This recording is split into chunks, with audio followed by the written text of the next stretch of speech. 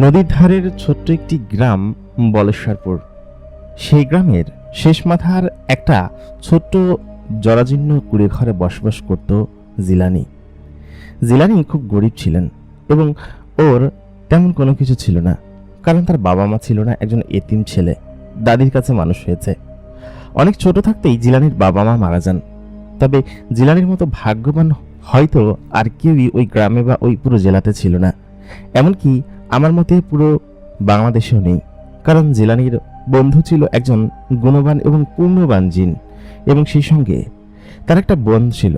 সেই বোনের সঙ্গে জিলানির পরবর্তীতে প্রণয়ের সম্পর্ক হয়, এবং কিভাবে জিলানি ছোটবেলা থেকে একজন জিনকে বন্ধুরূপে পেয়েছিল সেটাই আজকের এই পুরো ঘটনাতে আমি আপনাদের সঙ্গে শেয়ার করব। আসসালামু আলাইকুম প্রিয় দর্শক, সকলে কেমন আছেন?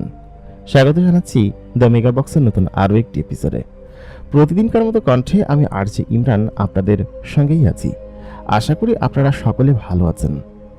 যারা এখন পর্যন্ত আমাদের এই চ্যানেলটিকে সাবস্ক্রাইব করেননি, অবশ্যই এখনই সাবস্ক্রাইব করে দিন নতুন ভিডিও পাওয়ার জন্য। সেই সঙ্গে আপনি যদি আমাদের পুরাতন দর্শক হয়ে থাকেন তাহলে আমাদেরকে কমেন্ট করে জানাবেন পুরো ভিডিওটা আপনাদের কাছে কেমন লেগেছে। সেই সঙ্গে কী ধরনের গল্প আপনার পরবর্তীতে শুনতে চান আমাদেরকে কমেন্ট করে জানাতে পারেন। গল্প শুরু করার আগে আমরা একটু সৃষ্টিকর্তার কাছে প্রার্থনা করে নিই। হে আল্লাহ, আপনি আমাদের সকলকে নেক হায়াত দান করুন, সেই সঙ্গে সঠিক পথ এবং সুস্থতা দান করুন, আমিন। সবাই কমেন্টে আমিন লিখুন। তাহলে চলুন আর বেশি কথা বাড়াবো না, আমরা সরাসরি চলে যাব আমাদের আজকের গল্পে, যেখানে কিনা জিলানি নামের একজন ব্যক্তির ঘটনা এবং তার জীবন কাহিনী বলা হয়েছে। তাহলে চলুন সরাসরি গল্পে চলে যাওয়া যাক। এই ঘটনাটি আমাদের গ্রামে বসবাসকৃত একটি এতিম এবং দরিদ্র ছেলে জিলানির জীবনের ঘটা এক অলৌকিক ঘটনা। ঘটনাটি যখন তার সঙ্গে ঘটে তখন তার বয়স ছিল সবে মাত্র 7-8 বছর। জিলানি অনেক ছোটবেলায় তার বাবাকে হারিয়েছে। তারপর তার মা কয়েক বছর বেঁচে ছিল। তার বয়স যখন 12 বছর তখন তার মা মারা যান, এবং ওই সময় থেকে জিলানি একা একা চলাফেরা করতে পছন্দ করতেন। তার দাদির কাছে সে মানুষ হয়েছে। তার দাদি ছাড়া তার পৃথিবীতে তেমন আর কেউ ছিল না। যখন তার মা মারা গেলেন তখন 11 থেকে 12 বছর বয়সে সে পা দিবে। ওই বয়সে জিলানি বাবা মাকে হারিয়ে একদম এতিম হয়ে পড়ল। জিলানি প্রত্যেকদিন সকালবেলা উঠে মক্তবে যেত এবং মক্তব থেকে বাড়িতে চলে আসতো। পাশাপাশি সে স্কুলে যেত।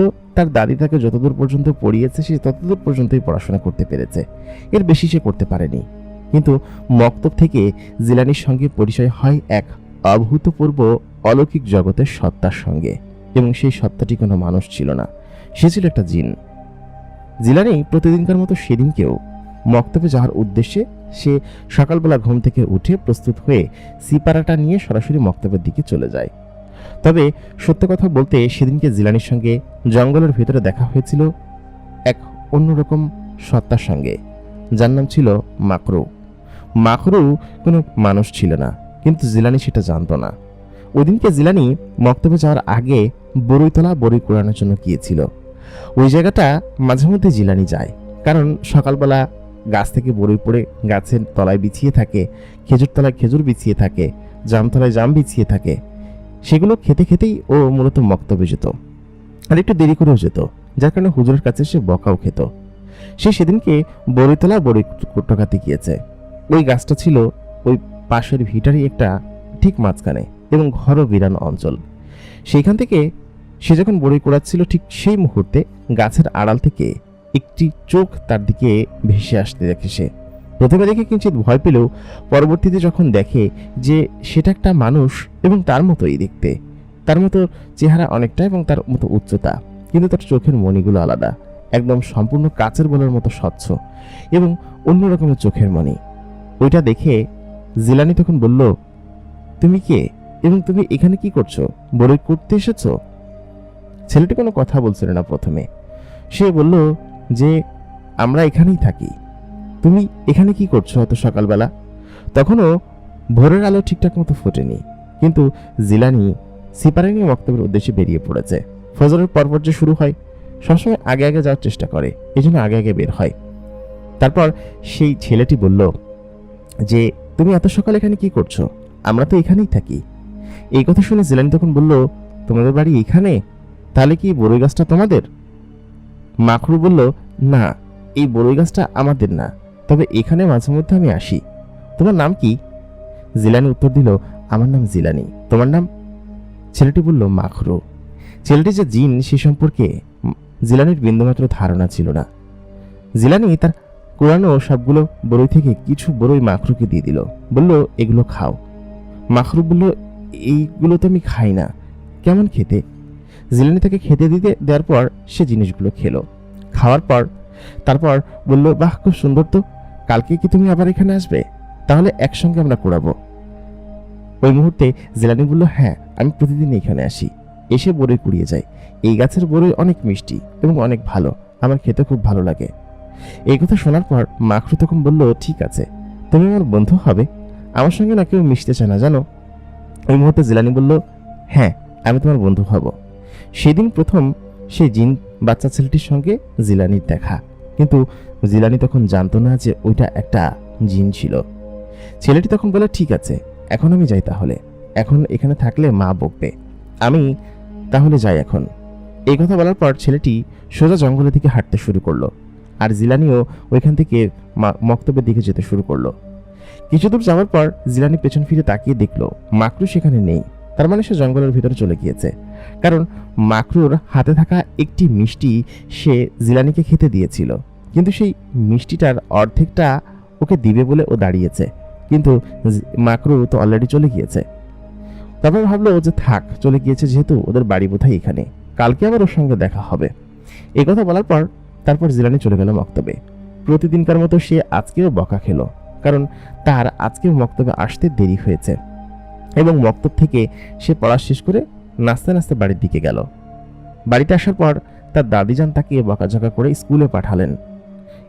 জিলানি সাধারণত স্কুলে যেতে চাইতো না, তবে জিলানির দাদি তাকে মাদ্রাসায় ভর্তি করাতে চেয়েছিল। মাদ্রাসায় পড়ে অন্ততপক্ষে ইসলামের পথে তো আসবে, ভালো একটা ছেলে হবে তো, সেটাই চিন্তা করেছিল। কয়েক মাস যাওয়ার পর ঠিক তাই করলেন। জিলানিকে এসে মাদ্রাসায় ভর্তি করিয়ে দিলেন। ওইখানে কাছে একটি এতিমখানা ছিল। এর মাঝখানে মাকরুর সঙ্গে জিলানির আর তেমন দেখা হয়নি, মাঝখানে 2 দিন দেখা হয়েছিল, এবং এই হচ্ছে তাদের প্রথম দেখা। মাদ্রাসায় ভর্তি করিয়ে দেওয়ার পর জিলানি তো আর সেই বড়ই গাছের গোড়ায় যেতে পারতো না, আর মক্তবের ওই রাস্তা ধরেও আসতে পারতো না। সে মাদ্রাসায় পড়াশোনা করতে শুরু করলো। ওই সময়টাতে জিলানির মাদ্রাসায় একদমই মনোযোগ বসতো না। সে যেটা করত, ওইখান থেকে সোজা বাড়িতে চলে আসতো, এবং বাড়িতে একবার আসলে আর মাদ্রাসার দিকে পা বাড়াতো না। এটাই ছিল ওর একমাত্র অভ্যাস। ওর দাদি ওকে অনেকভাবে এগুলো থেকে বিরত থাকার কথা বলেছে, তবে ওই যে একটা কথা, দুষ্টু ছেলে পেলে ও মানুষ করা যায় না, এটা বলেই ওর দাদি ওকে বাড়ি থেকে তাড়িয়ে দিত, আর ও আবার মাদ্রাসা থেকে বাড়িতে চলে আসতো। এভাবে করেই জিলানির দিন কাটছিল। মাদ্রাসায় কয়েকদিন কেটে যায়। এর মাঝখানে একদিন হঠাৎ করেই সে দেখতে পায় মাদ্রাসার উঠানের দিকে রাত 8-9টার দিকে, মানে এশার নামাজ শেষ করার পর একটা ছায়া দাঁড়িয়ে আছে, এবং সেই ছায়ার শরীরে আলো জ্বলছে চকচক করে। সে ওইখানেই বসেছিল। জিলানি একটু দুষ্টু বাচ্চা ছিল। এই অবস্থায় হঠাৎ করেই দেখলো সেই জিনিসটা তাকে ইশারা দিয়ে ডাকছে। কিছুক্ষণ ভালো মতো তাকানোর পর ও বুঝতে পারল এটা ওর বন্ধু মাখরু। সে দৌড়ে মাখরুর কাছে গেল, গিয়ে বলল, কি রে দোস্ত, কেমন আছিস তুই? তুই তো আসিসই না, এখানে কি করিস এত রাত্রেবেলা? মাখরু তখন বলল, আমি তোকে খুঁজেছিলাম তোদের বাড়িতে গিয়ে, কিন্তু তোকে পাইনি, তুই এখানে কি করছিস? জিলানি তখন বলল, আমি এখানে মাদ্রাসায় ভর্তি হয়েছি। ওই মুহূর্তে মাখরু বলল যে, আমাদের বাড়িতে আজকে একটা দাওয়াত আছে, তোকে দাওয়াত দিব বলে আমি এসেছিলাম, কিন্তু তোকে বাড়িতে গিয়ে পাইনি। তুই যে এখানে চলে এসেছিস আমাকে তো বলিসনি, আমি তোর গন্ধ শুকে চলে এসেছি। এই কথা বলার পর জিলানি বলল, তুই কি বলিস রে, গন্ধ শুকে তুই চলে আসতে পারিস? ও তার অতটা বুঝতো না, 10-12 বছর বয়স তখন তার। ওই অবস্থায় তখন মাকরু বলল, হ্যাঁ চল আমার সঙ্গে, তোকে আমি নিয়ে যাই। ওই মুহূর্তে মাদ্রাসার হুজুর জিলানিকে ডেকে বললেন, এই জিলানি, কার সঙ্গে কথা বলছিস এখানে দাঁড়িয়ে অন্ধকারে? ওই মুহূর্তে তখন জিলানি বলল, আমার বন্ধুর সঙ্গে, কিন্তু হঠাৎ করে সামনের দিকে তাকিয়ে দেখে সেখানে কেউ নেই। ওর বন্ধু জিলানি তখন অবাক হয়ে যায়, বলল, এখানেই তো ছিল। হুজুর তখন বলে, তাড়াতাড়ি যা, পড়াশোনা বাদ দিয়ে এখানে বসে আছিস, তুই তো মনে পড়তেও যাস না আজকে, তাড়াতাড়ি ঘুমাইতে যা, ঘুমানোর সময় হয়েছে। তা আমি বললাম, আচ্ছা ঠিক আছে। তারপর আমি ওইখান থেকে দৌড়ে আমার ঘরে চলে গেলাম। ওই মুহূর্তে জিলানি তখন নিজের কক্ষে এসে ঘুমিয়ে পড়ার ভান করলো আর কি। ঘুম আসছিল না, কি করবে। তার বন্ধু মাকরু তাকে দাওয়াত দিয়েছে, কিন্তু এখন সে এখান থেকে কিভাবে যাবে। ওই মুহূর্তে হঠাৎ করেই ঘরের ভিতরে সে মাকরুককে দেখতে পায়। ঘরের দরজা আটকানো, সমস্ত কিছু অদ্ভুতভাবে ঘটে যাচ্ছিল। জিলানি বুঝতে পারছিল না। জিলানি তখন বলল, দোস্ত তুই এখানে আসলি কিভাবে। ওই মুহূর্তে মাকরু বলল, আমরা চাইলে সমস্ত জায়গায় সব যেতে পারি এবং আমাদের সেই ক্ষমতা আছে, আমি জাদু জানি। এই কথা বলে সে জিলানির হাত ধরলো। হাত ধরে বলল, চল দোস্ত, চোখ বন্ধ কর, আমি যখন চোখ খুলতে বলবো তখন তুই চোখ খুলবি, ঠিক আছে। জিলানি তখন চোখ বন্ধ করে ফেললো। ছোট্ট সেই জিলানি এত কিছু বোঝে না, জানে না, বা জিন কি সে সম্পর্কে তার কোনো ধারণা নেই। তবে একটা জিনের সঙ্গে তার বন্ধুত্ব হয়েছে, এটা সে নিজেও জানে না। ওই অবস্থায় জিলানি চোখ বন্ধ করে ফেলল এবং তার অনুভব হচ্ছিল সে শূন্যের উপর ভাসছে। মাখরু তখন বলল, দোস্ত চোখ খুলিস না, চোখ খুলে ভয় পাবি তুই, আমি তোকে যেটা বলছি সেটা শোন। ও আবার মাখরুর কথা খুব শুনতো। তারপর ও চোখ বন্ধ করে রাখলো। জিলানি অনেকক্ষণ পর যখন মাখরু চোখ খুলতে বলল, চোখ খোলার পর সে সামনের পরিবেশ দেখে অবাক হয়ে গেল। একটা জঙ্গল মতো জায়গা, চারিদিকটা একদম বিরান, বিশাল বড় বড় পাহাড়ি উপত্যকা চারপাশে, আর অনেক বড় বড় একটা লম্বা লম্বা গাছ। এত লম্বা গাছ যে সে গাছের দিকে তাকালে আর উপরের আকাশ দেখা যায় না। তার মাঝখানে বিশাল এক রাজপ্রাসাদের মতো বাড়ি, একটা বড় সাইডের বাড়ি। আশেপাশে আরো অনেক বাড়ি আছে এবং প্রত্যেকটা বাড়ি এরকম। জিলানি তখন বলল, এটা আমাদের বাড়ি। মাখরু তখন বলল, এটা আমাদের বাড়ি। জিলানি বাড়িটা দেখে অবাক হচ্ছিল, বলল, এইটা তোদের বাড়ি? এত বাড়ি, বড় বাড়ি, তোর এত বড় লোক, কিন্তু এটা কোন জায়গায়? মাখরু বলল, এটা তোর জিজ্ঞেস করার দরকার নেই, তুই চল। একে একে করে ভেতরের দিকে পা বাড়ালাম। তারপর ভেতরে যাওয়ার পর জিলানি দেখলো পুরো বাড়িটা একদম আলিশান প্রাসাদের মতো, একদম রাজাদের বাড়ির মতো। বাড়ির চারপাশে রাজাদের মতো বড় বড় উজির, তারপরে সেনা, ওরা দাঁড়িয়ে আছে, পাহারা দিচ্ছে। ভেতরে ঢোকার পর জিলানি দেখতে পেল ভেতরে বেশ খুব সুন্দর কারুকার্য দিয়ে বাড়িটা সাজানো। কিছুক্ষণ বাদে দুজন লোক উপর থেকে নেমে আসলো। তাদের উচ্চতা প্রায় 7 ফুটের কাছাকাছি এবং তাদের সঙ্গে একজন মহিলাও আছে। সে মহিলার উচ্চতা প্রায় 5 ফুট 10 ইঞ্চি বা এরকমটা হবে। জিলানি তখন এগিয়ে গিয়ে তাদেরকে সালাম দিল এবং সে মাকরুকে দিকে তাকালো। মাকরুকের বাবা মা ছিল ওরা। তারপর মাকরুকের বাবা মা ডাকলো। ডাকার পর মাকরুক তাদেরকে বলল, আম্মা, আব্বা, এটা আমার বন্ধু, একজন মানুষ বন্ধু। ওর সঙ্গে আমার খুব ভালো বন্ধুত্ব হয়েছে। আমি ওকে এখানে আজকে আমাদের অনুষ্ঠানে নিয়ে এসেছি। এই কথা শুনে মাকরুকের বাবা মা একটু রাগ করলেও জিলানিকে তারা গ্রহণ করে নেয় এবং বলে, ঠিক আছে, তবে ওকে এখানে এরকম ভাবে নিয়ে এসে তুই ঠিক করিসনি। আমাদের এখানে মানুষ আসা নিষেধ, তুই তো জানিসই। মাকরু তখন বলল, ঠিক আছে বাবা, আমি বুঝতে পেরেছি, কিন্তু ও তো আমার বন্ধু, ওর কোনো বাবা মা নেই, ও ওর দাদির কাছে মানুষ হয়েছে আর এখনো মানুষ হচ্ছে, মাদ্রাসাতে পড়ে।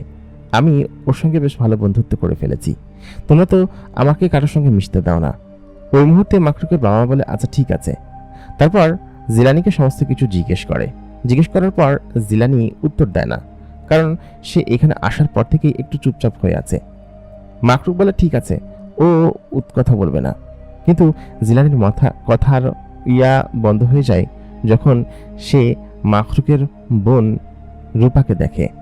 রূপা এখানে এসে যখন বলে কি যে, ভাইয়া এটা কে, ওই মুহূর্তে সে রূপার সঙ্গে পরিচয় করিয়ে দেয় এবং সেই প্রথমবারের মতো সে রূপাকে দেখে। কিন্তু তখন রূপার প্রতি তার ভালোবাসার অনুভূতিটা ছিল না, কারণ রূপা তো একজন পরী মেয়ে, সেটা তো আর জিলানি জানতো না। জিলানির পরনে তখন জুব্বা এবং টুপি ছিল। ওইটা দেখে রূপা বলে, তোমার নাম কি? ওই মুহূর্তে তখন জিলানি বলল, আমার নাম জিলানি। সে বলল, খুব সুন্দর নাম, আমার নাম রূপা, তোমার সঙ্গে আসো আমরা খেলি।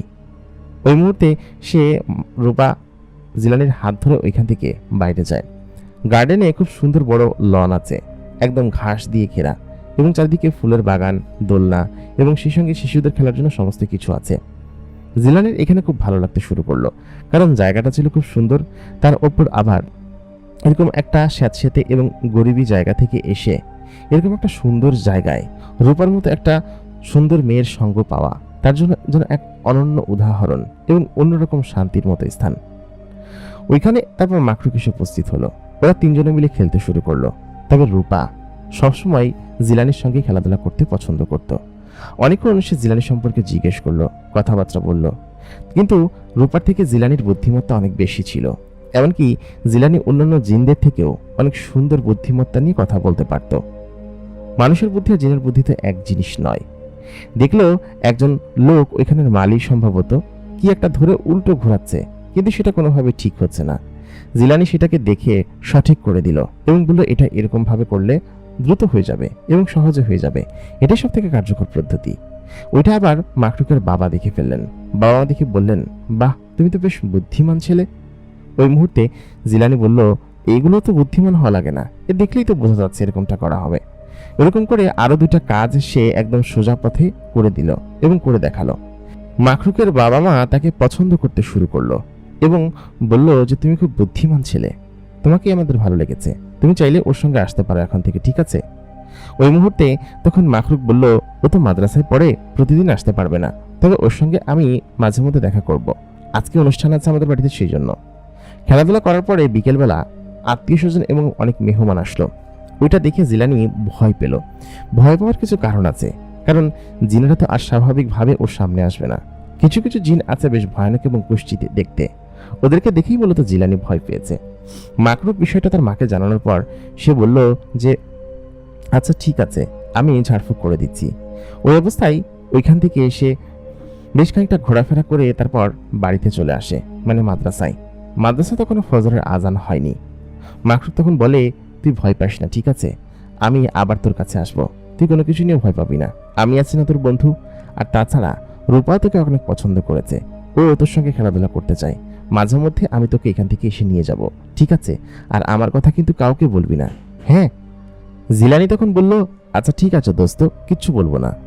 এরপরে দেখতে দেখতে কয়েক মাস সময় কেটে যেতে লাগলো। এর মাঝখানে কিছু কিছু দিন জিলানির কাছে মাকরুক আসতো, এসে ওকে নানান ধরনের খাবার এবং জিনিসপাতি দিয়ে যেত।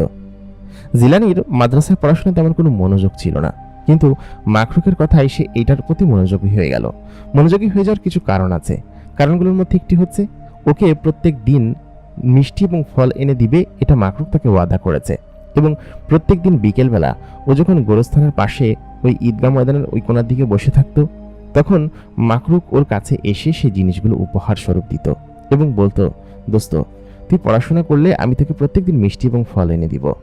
এই লোভে জিলানি তখন নতুন করে পড়াশোনা শুরু করে এবং আগের থেকে খুব ভালো পড়তে পারে।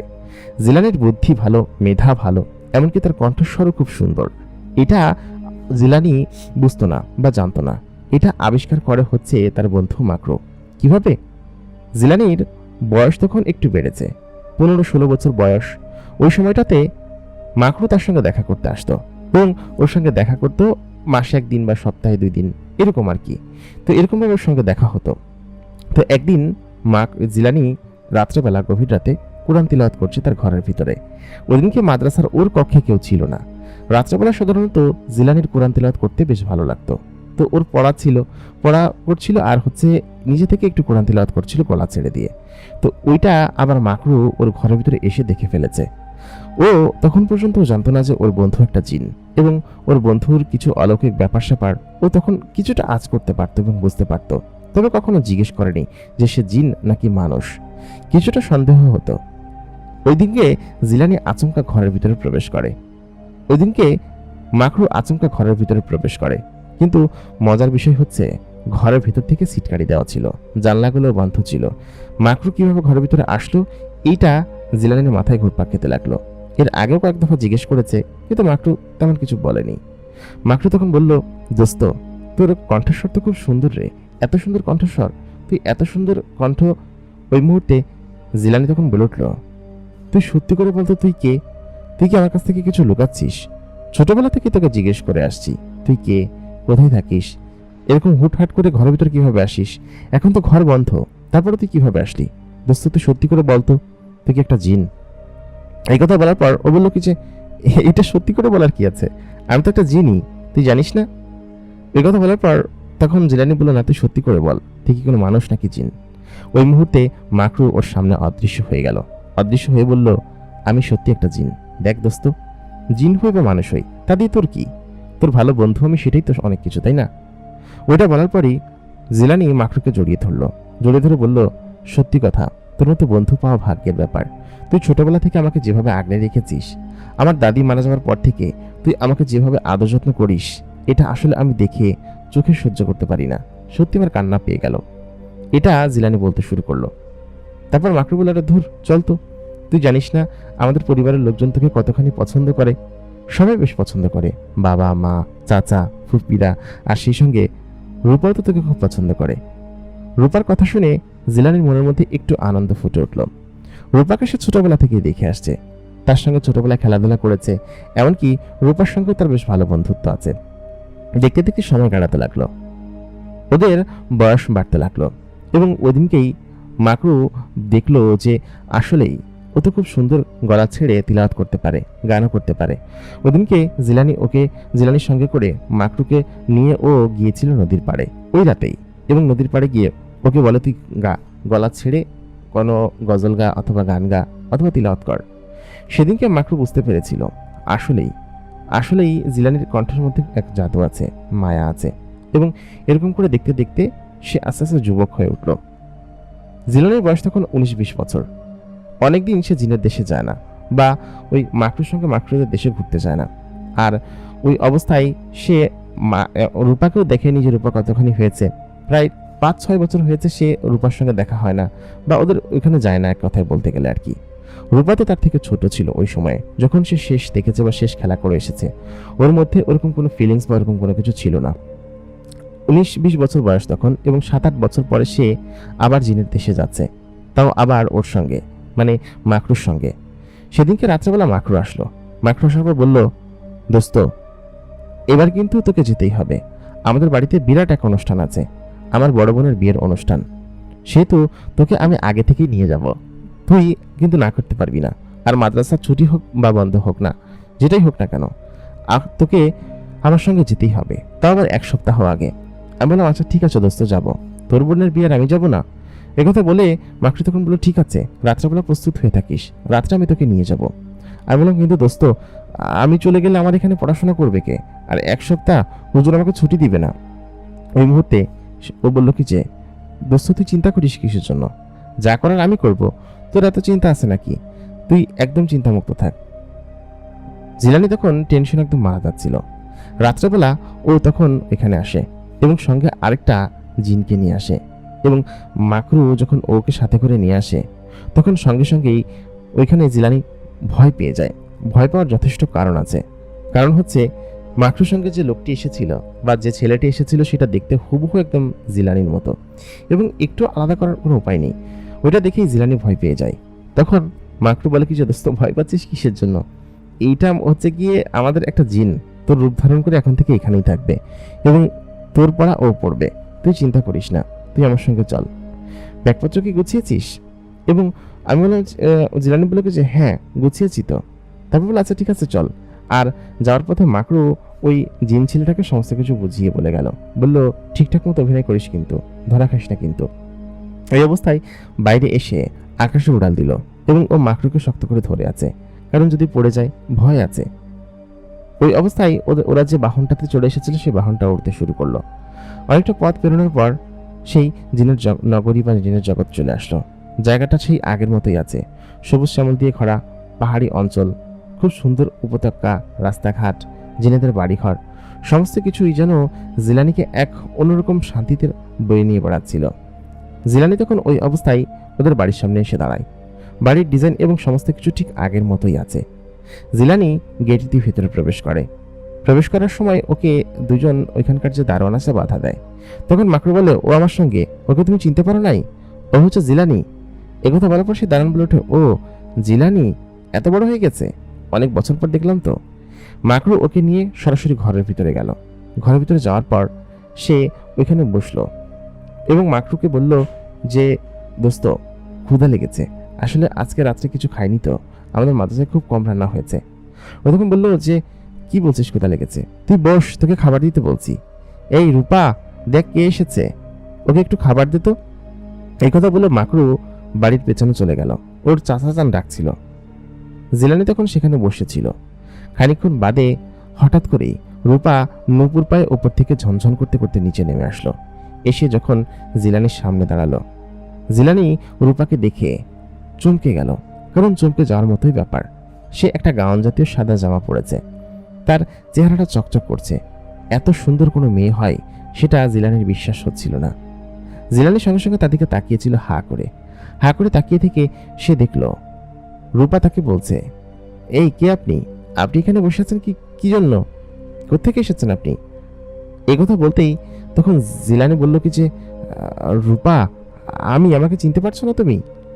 ওই কথা বলার পর তখন রূপা বলল, চিনেছি, জিলানি ভাই তাই না? এত বছর পর কোত্থেকে আসলেন?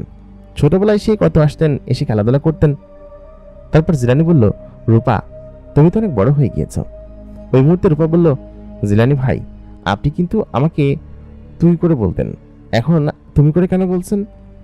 এই কথা বলতে জিলানি তখন বলল, এখন তুমি বড় হয়েছো না, এখন কি আমি তোমাকে তুই করে ডাকতে পারি? তাছাড়া কত বছর পর দেখা। ও ভাইয়া কি তোমাকে খাবার দিতে বলেছে? এই মুহূর্তে তখন জিলানি বলে উঠল, হ্যাঁ এই তো ঠিক আছে, তুই আমাকে তুমি করে বললে, আর তাহলে আপনি থেকে তুমি হয়েছে না, সমস্যা কি? আমি আপডেট করেছি, তুই থেকে তুমিতে করেছি, আর তুই আপনি থেকে মাত্র তুমি করলি, সে তো এটাই ঠিক আছে, আমাকে তুমি বলেই ডাকবি, ঠিক আছে? একথা বলতেই তখন সঙ্গে সঙ্গেই রূপা বলল কি যে, আচ্ছা ঠিক আছে, যাও খেতে বসো, আমি খাবার দিতে বলছি, ক্ষুধা লেগেছে তোমার? একথা বলতে জিলানি বলল, হ্যাঁ।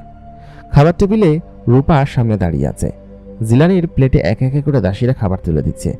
ওই মুহূর্তে তখন রূপা বলল, সত্যি জিলানি ভাই, তুমি অনেক পাল্টে গেছো।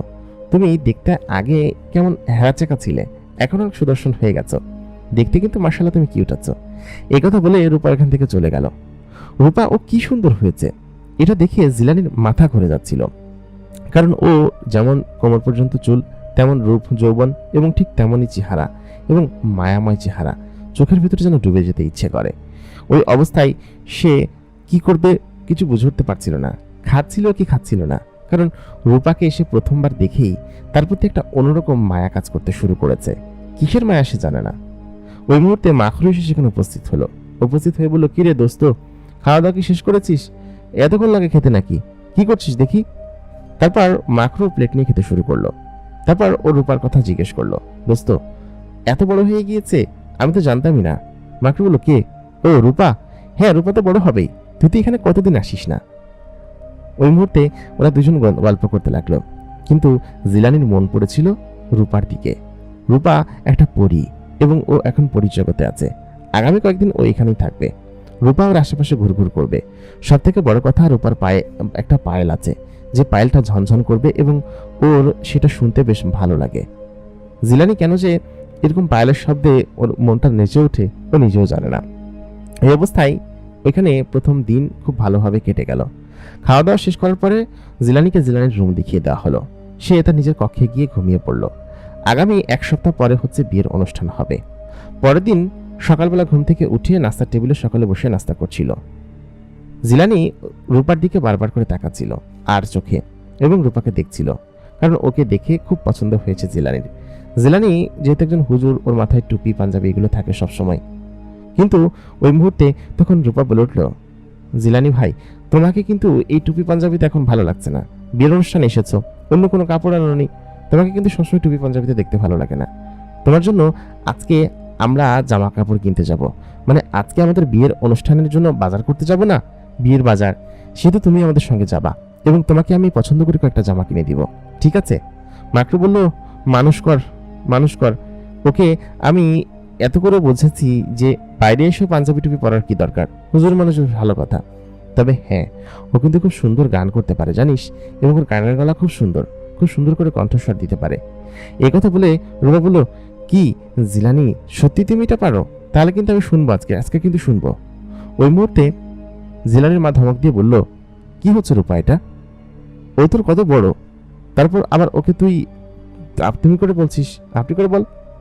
ওই মুহূর্তে জিলানি বলল, না আন্টি ঠিক আছে, আমরা তো ছোটবেলা একসঙ্গেই বড় হয়েছি, আমি ওকে তুমি বলছি, ও আমাকে তুমি বলছে, কোনো সমস্যা নেই। আন্টি তখন বলল যে তারপরও। ওই মুহূর্তে জিলানি বলল, না আন্টি সমস্যা নেই, আমরা তো ছোটবেলা থেকে একসঙ্গে বড় হয়েছি, সেহেতু এইসব নিয়ে আপনি দয়া করে কিছু বলুন, ওকে বকা দিয়েন না। ওই মুহূর্তে রূপা তখন ওখান থেকে খাওয়া থেকে উঠে চলে গেল। সত্যি তখন জিলানি বিব্রত বোধ করছিল। যাই হোক, বিয়ের অনুষ্ঠানের জন্য ওদিনকে সকলকে মিলে মার্কেটে যাওয়ার কথা ছিল, রূপা আমাকে নিয়েই যাবে এবং সঙ্গে ওকেও নিয়ে যাবে, মানে আমার দোস্তকে। ওই অবস্থায় মাখরু এবং রূপা এবং জিলানি একই গাড়িতে চলে বসলো, মানে ঘোড়ার গাড়ি চলো তো, এখানে ঘোড়ার গাড়িতে চলে বসলো।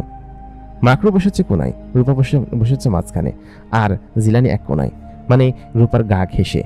ওদিনকে জিলানির এত পরিমাণ লজ্জা লাগছিল যে কি বলে বোঝাবে। জিলানি রূপার দিকে তাকিয়ে সত্যি লজ্জা পাচ্ছিল এবং অন্যরকম লাগছিল। তখন রূপা জিজ্ঞেস করলো, আচ্ছা জিলানি, তুমি এতদিন কি করতে ওখানে, এতদিন কেন আসনি? তুমি জানো ছোটবেলার কথা আমার খুব মনে পড়ে। তুমি যখন আমার জন্য খেলাধুলা করতে আমার সঙ্গে, আমাকে কেউ কিছু বললে তখন তাদেরকে ধরে মারতে, তারপর আমাকে সবসময় সেভ করতে। মনে আছে তোমার সেই খেলাধুলার কথা? টানা 2 বছর তুমি আমাদের এখানে এসেছিলে, এসে প্রায় আমার সঙ্গে খেলাধুলা করতে, আমার সঙ্গে গল্পগুজব করতে, আমরা লুকোচুরি খেলতাম। মাকড়ু তখন বললো, মনে থাকবে না আবার? ওর মনে থাকবে না কিসের জন্য? আমরা তো কত খেলেছি। এখন বড় হয়ে গেছি, এখন কি আর সেসব বয়স আছে? ও মাঝখানে পড়াশোনা নিয়ে খুব ব্যস্ত হয়ে পড়েছিল। তাছাড়া আমি নিজে ওকে নিয়ে আসতাম না, আমরা আসতাম তবে বাড়ি পর্যন্ত যেতাম না। এই কথা বলার পর রূপা তখন বললো, কেন তুই ওকে কেন নিয়ে আসতি না? তারপর ওই কথা বলতে বলতে তখন বাজারের কাছে চলে আসলো।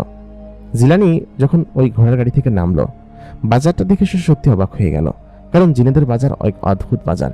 এখানে ঘোড়া বিক্রি হয়, এমনকি জিনও বিক্রি হয়, কারণ দাসপ্রথা তখনও ওইখানে প্রচলিত ছিল এবং ওইখানে দাস দাসী বিক্রি হয় এবং হাটের এক কোণায় দাস দাসী বিক্রি হচ্ছিল। রূপা তখন আমার হাত ধরে নিচে নামলো। রূপাকে সত্যি হাত ধরতে দেখে আমার মনের মধ্যে একটা অন্যরকম বাঁশির সুর খেলে উঠল। সত্যি আমার মধ্যে এক অন্যরকম ভয় কাজ করছিল। এই অবস্থায় রূপা যখন হাত ধরল, তখন জিলানি একটু অন্যরকম হয়ে ওইখান থেকে ইতস্তত করে রূপার সঙ্গে নামলো। রূপা তখন বলল, চলো, তোমার সঙ্গে আমি আজকে একা একাই করবো, ওরা ঘুরুক, চলো ভেতরে চলো। ওই মুহূর্তে রূপা ওকে নিয়ে ভেতরের দিকে চলে গেল। জিলানি তখন জিজ্ঞেস করলো, এখানে কি জিনও বিক্রি হয়? রূপা বলল, হ্যাঁ, এখানে দাসপ্রথা এখনো চালু আছে এবং ওরা দাস দাসী এখান থেকে বিক্রি হয়। একটা দাসীর দিকে তাকিয়ে জিলানি বলল, এই মেয়েটা কত সুন্দর, তবুও একজন দাসী? রূপা তখন চোখ গরম করে বলল, ওই মেয়ের দিকে তাকাতে হবে কিসের জন্য? আমি কি সুন্দর না? আমার দিকে তাকানো যায় না? একথা বলে জিলানি তখন বলল, না তুমি সুন্দর, আমি বলছি আর কি। ওই মুহূর্তে রূপা একটু রাগ করলো। জিলানি তখন বলল, আচ্ছা ঠিক আছে বাবা, আমি আমার ভুল হয়েছে, তুমি রাগ করছো কিসের জন্য? তারপর রূপা বলল, এখন ঠিক আছে, চলো, আমি একটা জিনিস কিনবো, তুমি আমার সঙ্গে সঙ্গে থাকবে, ঠিক আছে? ওই মুহূর্তে রূপা জিলানিকে সঙ্গে সঙ্গে নিয়ে পুরো বাজার করতে লাগলো।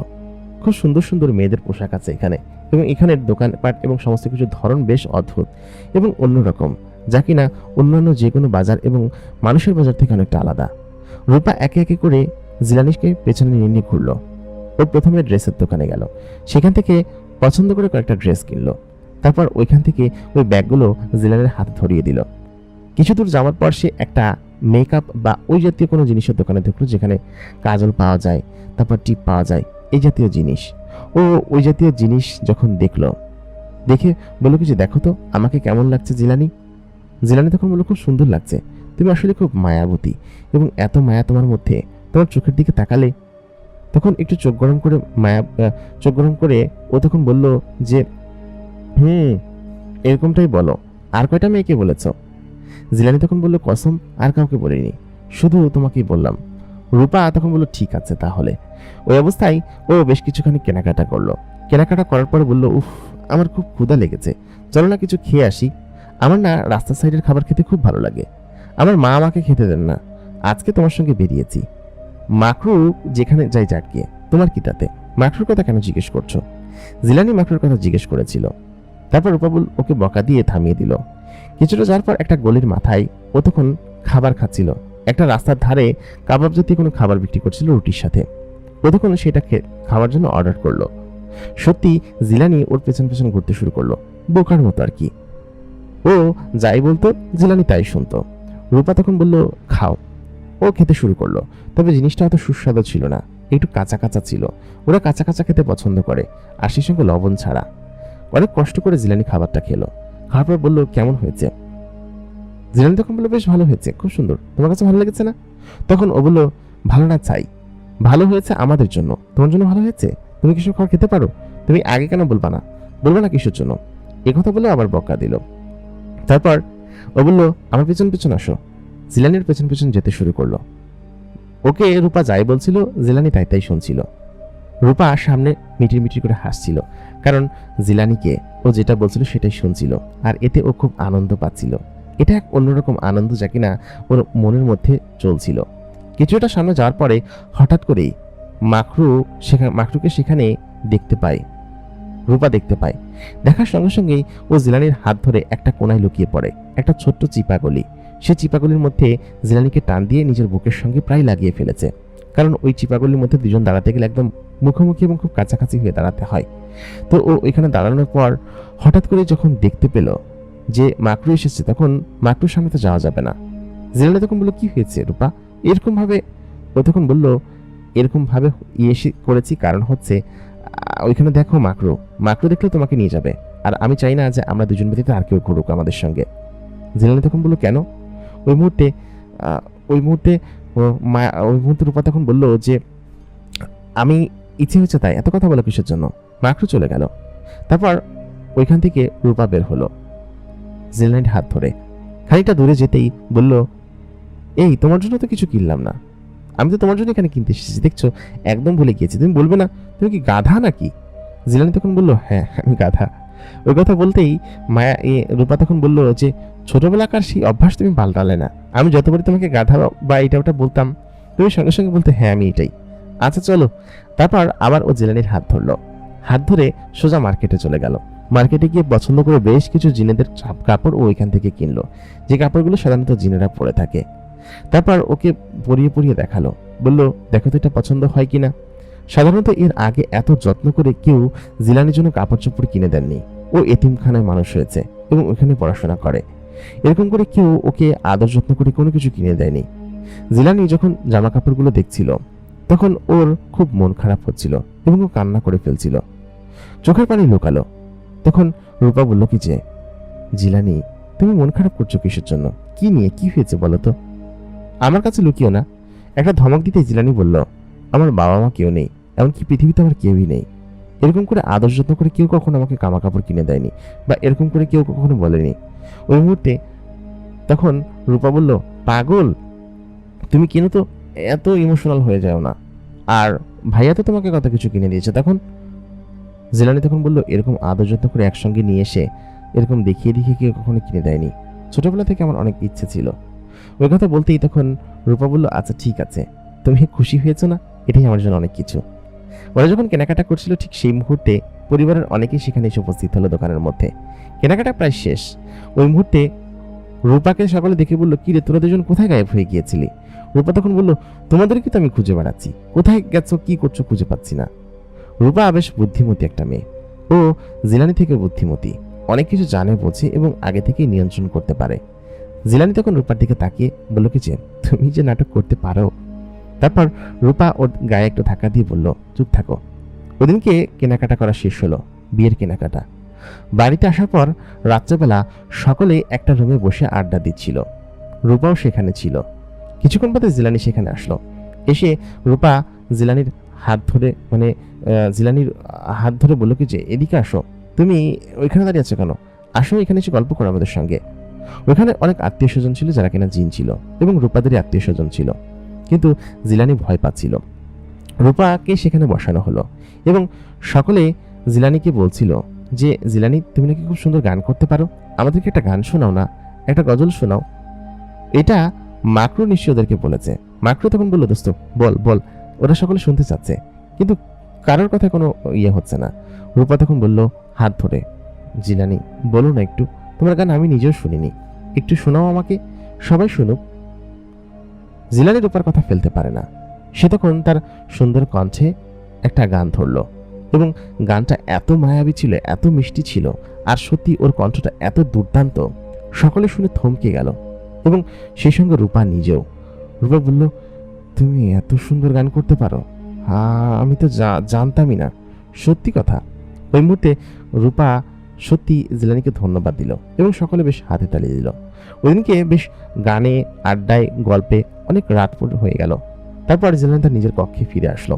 নিজের কক্ষে আসার পর ও কেমন যেন একটা অন্যরকম অনুভূতি হচ্ছিল ওর মধ্যে। অনুভূতিটা ছিল হচ্ছে কেউ ওর আশেপাশে আছে, কেউ ওকে দেখছে, ফলো করছে এবং একটা ছোট্ট মৃদু ঘ্রাণ ওর আশপাশটা ঘোরাফেরা করছে, তবে ঘ্রাণটা খুব পরিচিত। কিছুক্ষণ বাদে ও আচমকা শুয়ে পড়েছে। ওই মুহূর্তে ওর আশেপাশে কেউ ঘুরঘুর করছে, বা ও টের পাচ্ছে, ঘ্রাণটা পাচ্ছে খুব কাছাকাছি। ওই মুহূর্তে জিলানি বলে উঠল, রূপা তুমি এখানে কেন এসেছো এত রাতে? কেউ দেখে ফেললে খারাপ ভাববে। ওই মুহূর্তে তখন তার সামনেই রূপা দৃশ্যমান হলো, তার খাটের উপরে শুয়ে আছে একই সঙ্গে। রূপা তখন বলল, জিলানি তুমি এত সুন্দর গান করতে পারো, আমাকে আগে কেন বলোনি বলো তো? ওই মুহূর্তে জিলানি তখন বলে উঠল, তুমি কি আমাকে কখনো জিজ্ঞেস করেছো যে আমি বলবো? আমি নিজেই জানতাম না, তোমার ভাই সব ট্যালেন্ট বের করেছে আমার মধ্যে থেকে। একথা বলতেই রূপা তখন বলল, আচ্ছা ঠিক আছে, এখন তুমি চলো আমার সঙ্গে। ওই মুহূর্তে জিলানি বলল, কোথায় যাব? আরে কোথায় নিয়ে যাচ্ছ আমাকে? তারপর রূপা বলল যে চলো না, চলো না। তারপর জিলানি ওই অবস্থায় রূপার হাত ধরে ঘর থেকে বেরিয়ে গেল, জানলা দিয়ে উড়ন্ত অবস্থায় এখান থেকে চলে আসলো। এই বাড়ির পেছনে বড় একটা পুকুর ঘাট আছে, এবং সেই পুকুর ঘাটের পাড়ে খুব সুন্দর ফুল গাছ লাগানো আছে, চারিদিকে ফল গাছ লাগানো এবং খুব সজ্জিত একটা বাগানের মতো। সেই বাগানের পুকুর পাড়ে এসে রূপা এবং জিলানি একসঙ্গে বসলো। রূপার পরনে খুব সুন্দর একটা গাউন জাতীয় জামা, এবং ওর শরীরে তখন চকচক করে আলো জ্বলছে। ওরা তো পরি, ওদের শরীরে একটা আলাদা ঘ্রাণ থাকে, আলাদা গন্ধ থাকে, এবং আলাদা রকমের এক ধরনের মায়া থাকে। ও আমার গাছ পাশ ঘেঁষে বসলো, ঘেঁষে বলল, ওই সময় সত্যি আমার খুব রাগ হচ্ছিল যখন তুমি সবাইকে গান শোনাচ্ছিলে। তুমি শুধুমাত্র আমাকে গান শোনাবে, এবং তোমার গানের গলা যত সুন্দর আমি জানতাম না সত্যি। আচ্ছা ওই গানটা আমাকে শোনাবে? জিলানি বলল, কোন গান? রূপা বলল, ওই যে তোমাদের একটা কি গান আছে, ওই গানটা একবার বলেছিলে আমাকে ছোটবেলায়, ওই গানটা শোনাও না। তখন জিলানি বলল, আচ্ছা ওই গান, আচ্ছা আমি শোনাচ্ছি। তারপর ও সেই গানটা গাইতে শুরু করলো। কি সুন্দর মিষ্টি গলা, কি সুন্দর মিষ্টি গান। শোনার পর রূপা যেন অন্য জগতে হারিয়ে যাচ্ছিল। হঠাৎ করে রূপা জিলানির হাত ধরে তার কাঁধে মাথা রাখলো, কাঁধে মাথা রেখে বলল, সত্যি এরকম একটা রাত আমার জীবনের এক শ্রেষ্ঠতম অধ্যায়। আমি অনেক করে চাইতাম কেউ আমার কাছে আসুক, আমার জীবনে আসুক, এবং এরকম করে আমাকে গান শোনাক। গান গাইতে পারে যে তাকে আমার খুব ভালো লাগে। এবং সত্যি কথা, যত তোমাকে দেখছি তত মুগ্ধ হচ্ছে জিলানি। সত্যি তুমি অন্যরকম একটা ছেলে। তুমি একা নও জিলানি, আমরা তোমার সঙ্গে আছি। তুমি এতিম নও। আজকে তুমি আমাকে জিজ্ঞেস করলে না, তুমি এতিম ছেলে, তোমার কেউ নেই, তাহলে আমরা কি বলো তো জিলানি? একথা বলতেই জিলানির চোখ ভিজে উঠল, এবং তখন রূপা ওকে বলল যে, আচ্ছা ঠিক আছে বাবা, তোমার এত ইমোশনাল হতে হবে না, আমরা তোমাদের সঙ্গে আছি, কোনো কিছু নিয়ে কষ্ট পেও না। এরপর একে একে বেশ কিছু গান এবং গজল গেয়ে শোনালো, এবং সত্যি কথা এটা রূপার অনেক ভালো লাগলো। রূপা তখন বলল, চলো আজকে যাই, সকাল হতে চলেছে, সকালে উঠে পড়বে, আর কালকে কিন্তু আবার আমরা এখানে আসবো, অন্য একটা জায়গায় যাব। রূপার সঙ্গ জিলানির খুব ভালো লাগতে শুরু করেছে, এবং ওর অনেক আনন্দ লাগছিল ওর সঙ্গে থাকতে, ঘুরতে ফিরতে। ওই অবস্থায় জিলানি তখন নিজের কক্ষে চলে আসলো। সত্যি কথা ওর খুব আনন্দ লাগছিল, কারণ ও তো রূপাকে প্রথম দেখায় একটু পছন্দ করে ফেলেছে। একটু একটু করে কেন যেন রূপার খুব কাছাকাছি ও পৌঁছে যাচ্ছে। বিয়ের আর মাত্র 2 দিন বাকি আছে। এই কয়েকদিনে রূপার সঙ্গে ওর যে অনুভূতি এবং যে মেমোরিগুলো তৈরি হয়েছে তা আসলে ভোলার নয়। ওর কাছে সত্যি এই জিনিসগুলো খুব আনন্দের লাগতে শুরু করলো। এগুলো ভাবতে ভাবতে জিলানি কখন ঘুমিয়ে পড়লো সে নিজেও জানে না। পরের দিন সকালবেলা জবুথবু হয়ে ঘুম থেকে উঠলাম। উঠে দেখলাম আমাকে ভূমিকম্প স্বরে কেউ নাড়াচ্ছে, এবং আমি যখন বাইরের দিকে তাকালাম তখন দেখলাম বাচ্চারা সব উঠোনে খেলাধুলা করছে। অনেক আত্মীয় স্বজন এসেছে, আর আমার হাত ধরে টানছে রূপা। রূপা আমাকে বলল, জিলানি ওঠো, এত ঘুমানো লাগে নাকি? সে কখন থেকে তোমাকে ডাকছি, চলো সবাই এসেছে। তুমি নাকি খুব সুন্দর হাতে মেহেদি পরাতে পারো, আমাকে তুমি মেহেদি পরিয়ে দিবে না বলো? আমি বললাম কিন্তু। ও বললো, আজকে মেহেদির অনুষ্ঠান, কালকে গায়ে হলুদ, তারপরের দিন বিয়ে, তুমি আমার সঙ্গে সঙ্গে থাকবে, আসো তো। তারপর আমি বললাম, জিলানি বলল, আচ্ছা ঠিক আছে, একটু উঠিয়ে ফ্রেশ হয়ে তারপরে আসছে, তুমি যাও। ও বললো, না তুমি তাড়াতাড়ি ওঠো তো। লাফ দিয়ে টেনে ও তুলে আমাকে তখন বাথরুমের দিকে ধাক্কা দিল, বলল 20 মিনিটের ভিতরে আসবে, তা না হলে তোমার খবর আছে। জিলানি তখন ফ্রেশ হয়ে দ্রুত গতিতে ওর রুমে গেল। যাওয়ার পর বলল, কি করছো তুমি? ওই মুহূর্তে তখন রূপা ড্রেস চেঞ্জ করছিল। রূপার শরীর অর্ধনগ্ন, শুধুমাত্র ওই জায়গাগুলো ঢাকা রয়েছে। ওই মুহূর্তে রূপা তখন আড়ালে লুকিয়ে পড়ে বলল, ছি তুমি আসবে, আমাকে আগে বলবে না? জিলানি চোখ বন্ধ করে ফেলল, তারপর বলল যে, বাহিরে আসো, আমি দেখছি না কিছু। ওই মুহূর্তে রূপা তখন খুব সুন্দর একটা নীল রঙের ড্রেস পরে বের হলো। এত চমৎকার লাগছিল রূপাকে দেখতে। জিলানি ওদিকে তাকিয়ে হা করে রইল। তারপর রূপা জিলানির হাত ধরে বাইরে বেরিয়ে গেল, যেন কিছুই হয়নি এমন ভাব, আর দেখলেও বাকি এরকম একটা ভাব করে সে বেরিয়ে গেল। তারপর ওকে নিয়ে ও লনে গেল, যেখানে সকল জিন এবং বাচ্চা ছেলেরা বসে ওইখানে মেহেদির অনুষ্ঠান করছিল। ততক্ষণ প্রায় দুপুর হয়ে গিয়েছে। অনেকক্ষণ ঘুমিয়েছে জিলানি। সেখানে বসে সে একে একে করে সকল বাচ্চাদেরকে মেহেদি দিতে লাগলো, কিন্তু ওইটা দেখে রূপা ভীষণ রাগ করলো। তারপর জিলানি রূপার পেছন পেছন কি বললো, রাগ করছো কেন, বাচ্চারাই তো নিয়েছে। তারপর রূপা বলল, আমি এখন নিব না, তুমি ওদেরকেই দাও গিয়ে, এত কষ্ট করে আমি। তারপর রূপাকে হাত ধরে ওইখানে বসিয়ে খুব যত্ন সহকারে তার বা হাতে একদম কোণে পর্যন্ত মেহেদি দিয়ে দিতে লাগলো। জিলানি খুব সুন্দর করে এটা দিতে পারে, ওর হাতের আর্ট শিল্প খুব ভালো এবং খুব চমৎকার। ও এক এক করে খুব সুন্দর করে ওর হাত দুইখানা একদম ভরে দিল। এত সুন্দর লাগছিল দেখতে। রূপা বেশ খুশি হয়ে গেল, বলল, আমার কাছে বেশ ভালো লেগেছে, সত্যি তুমি অনেক সুন্দর করে দিতে পারো। ওই কথা বলে এসে ওকে একটা হাঁক দিল আস্তে করে, হাত ছাড়াই, গলার সাথে গলা মিলিয়ে।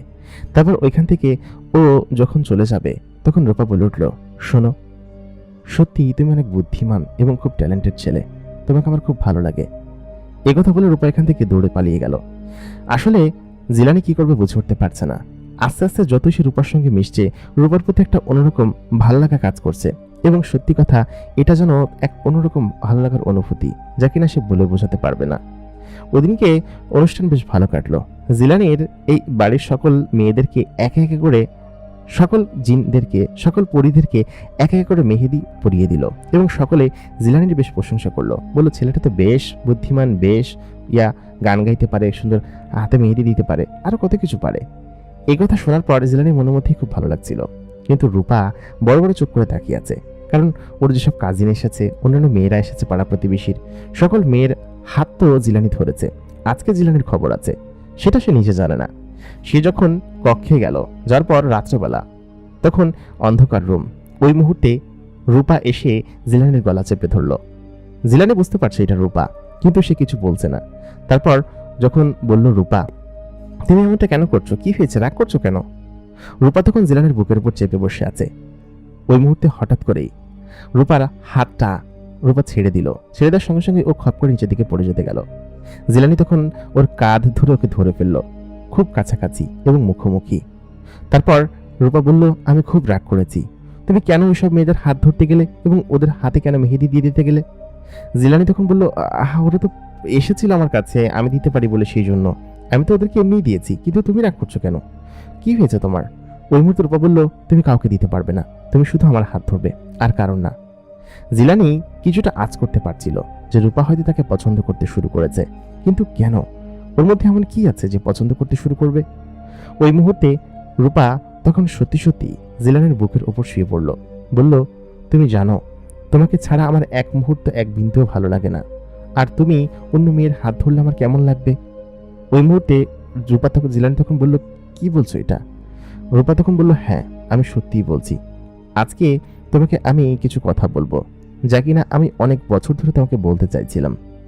তুমি বলতে না যে রাত্রেবেলা তোমার কাছে খাবার, তারপরে বিভিন্ন জিনিসপাতিগুলো কে রেখে আসতো? তুমি ভাবতে তো ভাইয়া রেখে আসতো, মাখরুক রেখে আসতো, কিন্তু সত্যি কথা বলতে এগুলো আমি রেখে আসতাম।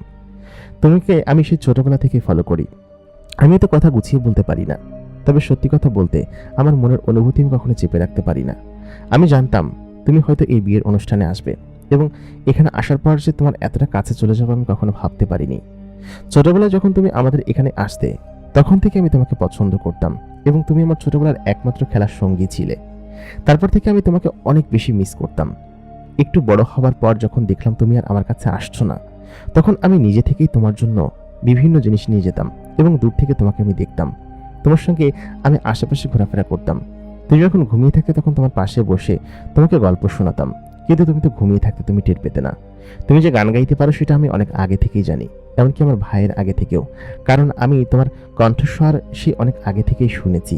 তোমার মনে আছে যখন আমরা বাগানে বসে গল্প করতাম, তখন তুমি আমাকে গান শোনাতে? ওই মুহূর্তে জিলানির গলা ঢোকর গিল, এটা গিলে বললো, তুমি আমাকে এতদিন ধরে। ও তখন বললো, চুপ, একদম কথা বলবে না। তারপর তারপর তুমি কি করলে? তুমি বাড়ি থেকে তোমার মামার বাসায় গেলে, গিয়ে তোমার মামাতো বোনের সঙ্গে সে কি খাতির যত্ন! আমার এত রাগ হয়েছিল, সেদিনকে তোমার মামাতো বোনকে একটু আচ্ছা শিক্ষা দিয়েছি, সিঁড়ি থেকে ধাক্কা মেরে ফেলে দিয়ে পা ভেঙে ফেলেছি, ভালো হয়েছিল না? তখন জিলানি বলল, ওইটা তুমি করেছিলে, ধাক্কা দিয়েছিলে, কিন্তু কেন? ওই মুহূর্তে রূপা বলল, কারণ আমি তোমাকে ভালোবাসি, আর তোমার আশেপাশে কেউ থাকবে সেটা আমি সহ্য করব? কখনোই না। তুমি যখন এখানে আসবে শুনলাম আর কি, তখন আমার মন একদম উৎফুল্ল হয়ে উঠেছিল। এত আনন্দিত ছিলাম আমি এখানে আসার পর থেকে। আমি তোমাকে শুধুমাত্র খুঁজছিলাম, কখন আসবে কখন আসবে। এমনকি মাকরুক ভাইকে কয়েকবার জিজ্ঞেস করেছি, কিন্তু ও বলেছে আসবে, নিয়ে আসবে, নিয়ে আসবো। কিন্তু তুমি দেরি করে ফেলেছ। বিগত 6 দিন তুমি আমার সঙ্গে ছিলে, এবং সত্যি কথা, এই 6 দিন আমার জীবনের সব থেকে শ্রেষ্ঠ 6 দিন ছিল। আমি তোমার সঙ্গে কাটিয়েছি, তোমাকে জ্বালিয়েছি, তোমাকে কষ্ট দিয়েছি, তোমার সঙ্গে মজা করেছি। কিন্তু সত্যি কথা বলতে, এই 6 দিন আমার সব থেকে আনন্দের মুহূর্ত ছিল। আমি সত্যি কথা এটা বলে বোঝাতে পারবো না আমি তোমাকে কতখানি ভালোবাসি, সেই ছোট থেকেই। এই বলে ও আমাকে জড়িয়ে ধরল। জিলানি তখন নড়াচড়া করতে পারছিল না।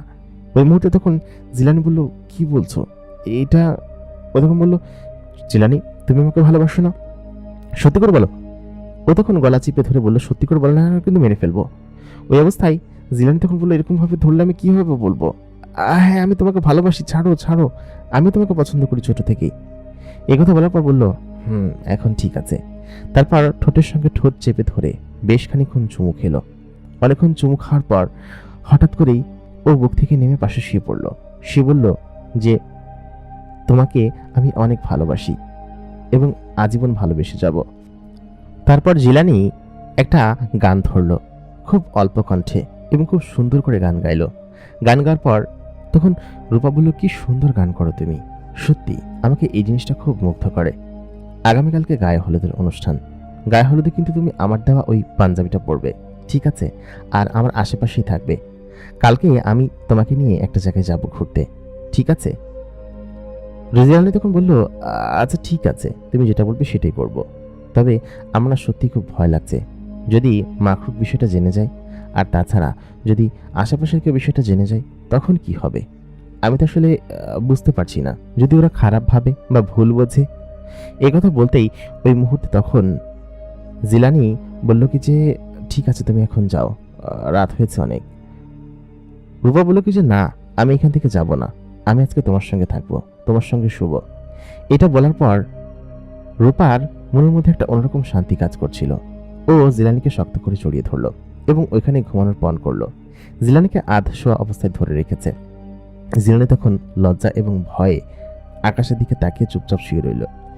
ও কখন ঘুমিয়ে পড়েছে নিজেও জানে না। অনেকক্ষণ পর ঘুম থেকে উঠে দেখলো সকাল হয়ে গিয়েছে, আর রূপা তার পাশে নেই। রূপা চলে গিয়েছে সকালেই, বা কখন গিয়েছে ও জানে না। তবে কালকে রাতের ঘুমটা বেশ ভালো হয়েছে। ঘুম থেকে উঠে ও খুব আড়মোড়া ভেঙে অনেকক্ষণ বিছানায় বসে রইল। তারপর উঠে ফ্রেশ হয়ে বাইরে গেল। বাইরে যাওয়ার পর দেখলো রূপা খুব সুন্দর করে একটি গোলাপি রঙের ড্রেস পরে বসে আছে এবং হাতে কি যেন লাগিয়েছে। ওই অবস্থায় তখন বলল, আরে জিলানি, এদিকে আসো, এদিকে এসে বসো, এখানে তোমার জন্য অপেক্ষা করছিলাম। ও সত্যি ড্রয়িং রুমের সোফার উপর বসেছিল।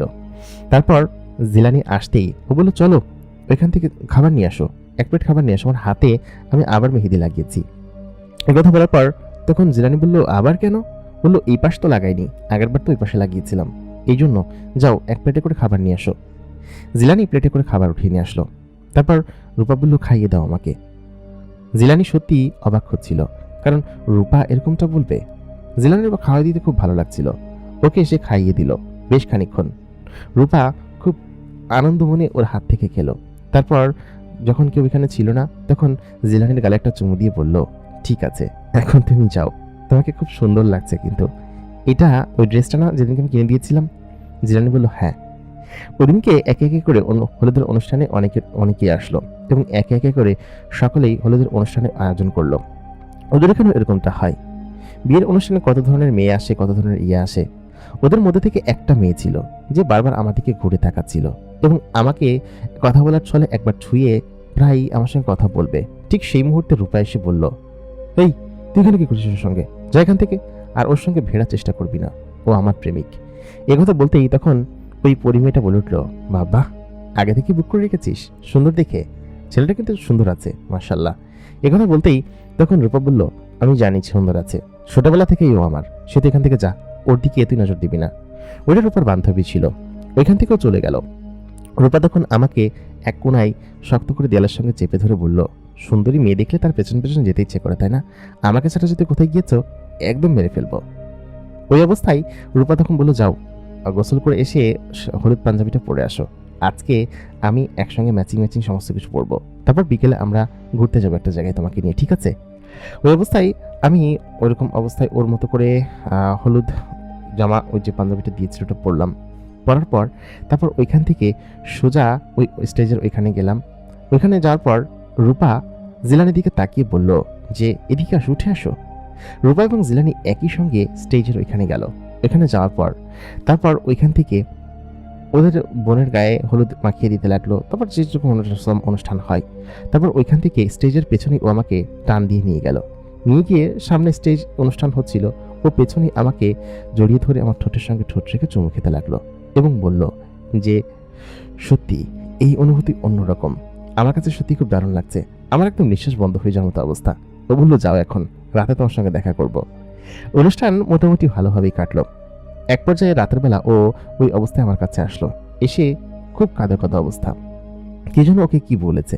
ও এসে আমার বুকের ভিতরে জড়িয়ে ধরে বসে বলল, আমার সত্যি খুব খারাপ লাগছে, ওরা এমন কেন, এমনটা কেন করলো? কথা বলার পর আমি বললাম, কি হয়েছে? তখন ও বলল যে, আপুর শ্বশুরবাড়ির লোকেদের সঙ্গে ঝামেলা হয়েছে, ওরা আজকে হলুদ নিয়ে ঝামেলা করেছে। আমাকেও আমার আব্বাজান বকা দিয়েছেন, কারণ আমি এখানে বেশি বেশি করেছিলাম, তুমি তো ছিলে না।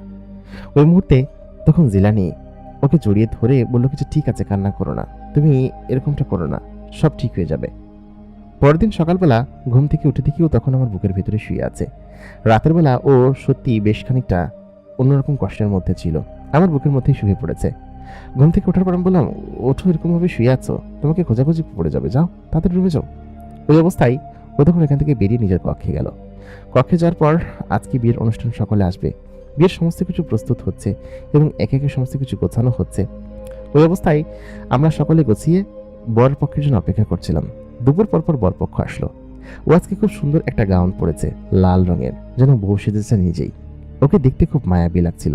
সঙ্গে ওর দেওয়া একটি জামা আমি পরেছিলাম, সাধারণত জিনেরা যেসব জামা বিয়ে শাদী বা অনুষ্ঠানে পরে থাকে, খুব সুন্দর ছিল। সকলকে আপ্যায়ন করলাম, বিয়েবাড়ির সমস্ত কিছু একে একে আমি নিজে থেকেই সামলাচ্ছিলাম। এর মাঝখানে হঠাৎ করেই ও আবার আমাকে টান দিল, তবে এবার আমি নিজে থেকে ইচ্ছে করে ওকে এমনভাবে কোমরে হাত দিয়ে দেয়ালের সাথে চেপে ধরলাম। তারপর ওর ঠোঁটের সঙ্গে ঠোঁট রেখে চুমু খাচ্ছিলাম এক কোনায় গিয়ে। ঠিক সেই মুহূর্তে মাকরুক সেখানে উপস্থিত। মাকরুক এসে বিষয়টা দেখে ও অবাক হয়ে তাকিয়ে আছে, আমিও অবাক হয়ে আছি, আর সেখানে রূপাও নিজে থেকেও। রূপা এখান থেকে চলে যেতে চাইলো। মাকরুক তখন বলল, দাঁড়া, এসব কবে থেকে চলছে? আমি বললাম, দোস্ত আসলে। ওই মুহূর্তে ও আমাকে ধাক্কা দিয়ে ফেলে দিতে গেল। তারপর রূপা বলল, তোর সাহস তো কম নয়, তুই ওকে ধাক্কা দিলি কিসের জন্য? মাকরুক বলল, তোদের মধ্যে এসব কবে থেকে চলছে? আর এইটা? ওই মুহূর্তে রূপা তখন বলল, জবে থেকেই চলুক, তাতে তোর কি? আমি ওকে ভালোবাসি ছোটবেলা থেকেই, এবং আমি একে অন্যকে, তুই কি বুঝবি? তুই তো এখন পর্যন্ত ওকে ভালোবাসার কথা জানাতে পারলি না। তখন জিলানি বলল, মানে? ওই মুহূর্তে তখন রূপা বলল কি যে, ও আমার বান্ধবী শিবরাকে সেই অনেক আগে থেকে পছন্দ করে, কিন্তু এই কথাটাই বলতে পারিনি ভিতর ডিম একটা সাহস করে। ও তো তাও বলেছে, তুই যা, যদি সাহস থাকে ওদেরকে গিয়ে কিছু একটা বল, শিবরাকে গিয়ে বল, আর যদি সাহস না থাকে তাহলে আমাদের কিছু বলতে আসিস না। এই কথা শোনার পর তখন ও বলল কি যে, কিন্তু এটা তোরা কি করলি? এরকমটা তো বাবা কখনো মানবে না। আমি না হয় সেটা মেনে নিলাম, আমি জানি অনেক আগে থেকেই যে জিলানি তোকে পছন্দ করে, কিন্তু আমাকে বললি না। আমি তো শুধুমাত্র এটা নিয়ে অবাক হয়েছি। ওই মুহূর্তে জিলানি কিছুটা স্বস্তি নিঃশ্বাস ফেললো, বললো, দোস্ত আমি নিজেই জানতাম না, আমি নিজেই এই 2-3 দিন আগে জেনেছি। তোকে যে বলবো তোকে পাওয়া যায়, কোথায় কোথায় ঘুরে ফিরিস, সত্যি তুই রাগ করিসনি তো? ও বললো, একদমই না, আমি ছোট থেকেই চাইছিলাম যে তোরা দুজন এক হয়ে যা, কারণ আমার বোনকে পরিচিত কারোর সঙ্গে দিতে পারলে আমি সত্যি খুব খুশি হতাম, এবং তোর মতো একটা ছেলে, সত্যি এটা অন্যরকম ব্যাপার। তুই ওকে পছন্দ করিস, কিন্তু আমি ভয় আছি বাবা মাকে নিয়ে, ওনারা কি রাজি হবেন বিষয়টা নিয়ে? কারণ জিন সম্প্রদায়ের সঙ্গে মানুষের সম্প্রদায়ের বিয়ের বিষয়টা একটু কেমন যেন অন্যরকম। যদি ওনারা না মানেন তাহলে তো বিষয়টা খুব খারাপ হবে। ওই মুহূর্তে তখন জিলানি বলল, কিন্তু কি করবো দোস্ত? ওই মুহূর্তে ওরা দুই ভাই বোনই হেসে দিল, হেসে দিয়ে বলল, পাগল, তোর মতো একটা ছেলেকে মানবে না? এটা না মানানোর কি আছে, আমি মানাবো। কিন্তু শোন, তোরা এরকম যেখানে সেখানে শুরু হয়ে যাস না, আমরা তো দেখে ফেলি, তাই না? যাই হোক, খুব শীঘ্রই বিয়ের অনুষ্ঠান তোদের জন্য হবে এবং ওরা এখান থেকে যাক, বিয়ের অনুষ্ঠান শেষ হোক, তারপর দেখা যাবে। এখন যা, আর কিন্তু এরকমভাবে যদি একসঙ্গে না দেখি, ঠিক আছে? মাকরু এখান থেকে চলে গেল। এমন ভালো বন্ধুশালা পাওয়া যায় তা জানা ছিল না। যে ওই অবস্থায় জিলানি এখান থেকে চলে গেল এবং ওদিনকে বিয়ের অনুষ্ঠান খুব ধুমধাম করে সুন্দরভাবে পালন করা হলো এবং খুব সুন্দরভাবে মিটে গেল। বিয়ের আত্মীয় স্বজন যারা এসেছিল তারা এখান থেকে চলে গেল এবং বাড়িটা পুরো ফাঁকা ফাঁকা ছিল।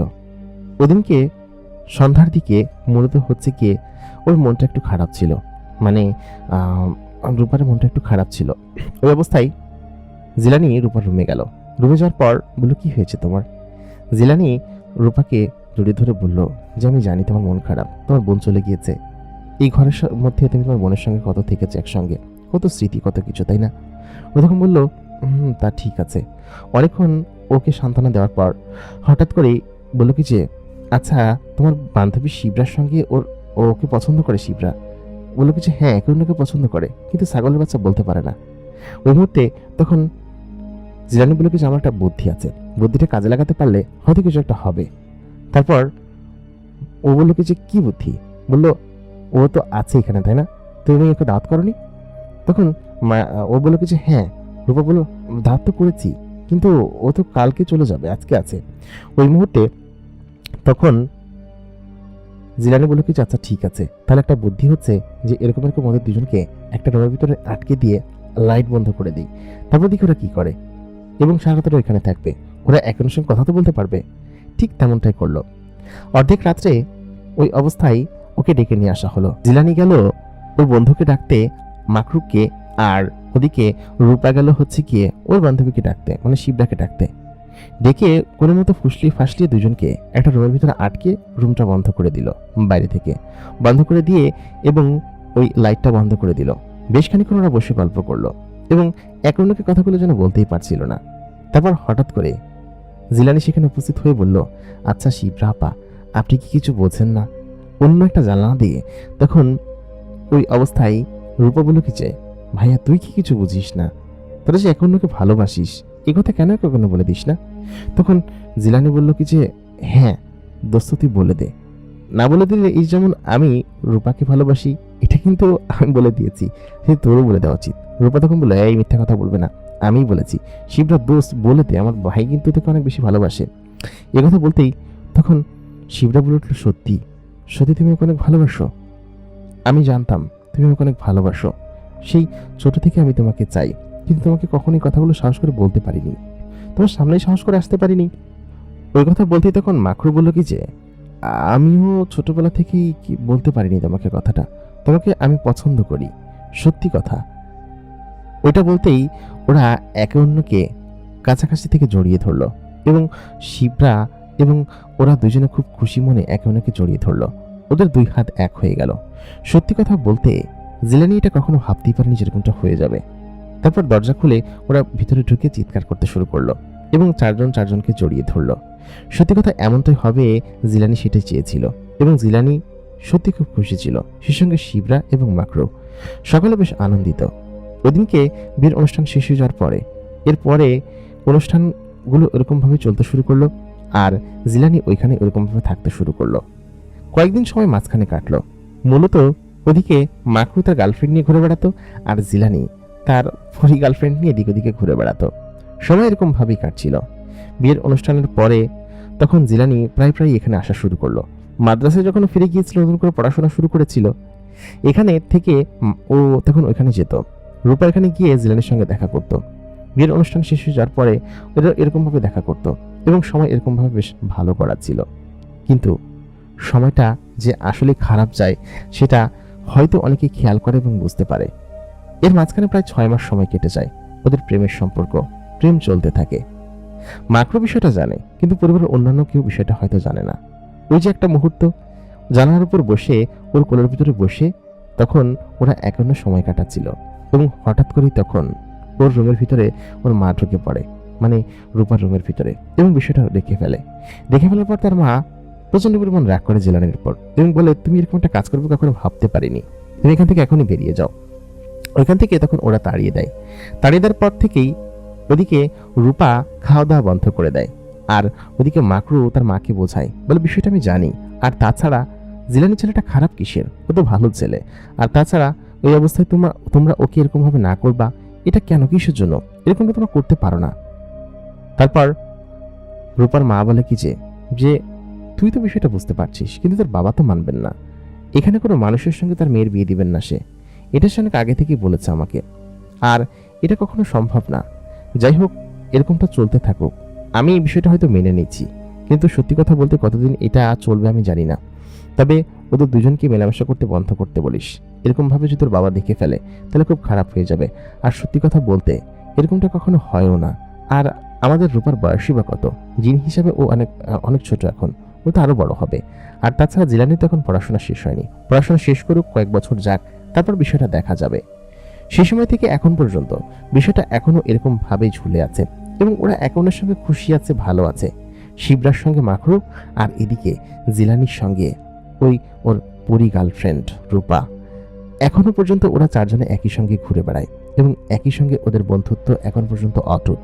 তবে বিয়ে শাদীর কথাটা ওরা জানে না, বা হবে কিনা সে বিষয় সম্পর্কেও হয়তো ওরা অবগত না। কারণ হচ্ছে ওর জিন বাবা হয়তো মানবে না। কিন্তু যখন যখন এদিকে রূপা পরিপক্ক হবে বা বিয়ের উপযুক্ত হবে, তখন তো তার বাবা বসে থাকবে না। শুধুমাত্র ওর একটা বিষয় নিয়ে চিন্তা, যে রূপার যদি বিয়ে হয়ে যায় তখন ও কাকে নিয়ে থাকবে, ও হয়তো মারা যাবে। তখন থেকে এখন পর্যন্ত শুধুমাত্র এইরকম ভাবেই চলছে ওদের জীবন, এবং ওরা এরকম ভাবেই একে অন্যকে ভালোবেসে বেঁচে আছে। জানি না ভবিষ্যতে কি আছে ওদের কপালে, তবে সত্যি কথা বলতে ওরা এক হয়ে যাক, সেটাই আমার চাওয়া, এবং সকল শ্রোতা বন্ধুরা আপনাদের নিশ্চয়ই চাওয়া। আশা করি আমাদের আজকের ঘটনাটি আপনাদের কাছে ভালো লেগেছে। ভালো লেগে থাকলে অবশ্যই আমাদেরকে লাইক করবেন, কমেন্ট করবেন, শেয়ার করবেন। সেই সঙ্গে আপনি আমাদের এই চ্যানেলে নতুন হয়ে থাকলে অবশ্যই চ্যানেলটিকে সাবস্ক্রাইব করে রাখবেন। এতক্ষণ কণ্ঠে আমি আর যে ইমরান আপনাদের সঙ্গেই ছিলাম। আশা করি আমাদের ঘটনাগুলো আপনাদের কাছে ভালো লাগছে। ভালো লাগলে অবশ্যই লাইক করবেন, কমেন্ট করবেন, শেয়ার করবেন। দেখা হচ্ছে পরবর্তী এপিসোডে। ধন্যবাদ সবাইকে।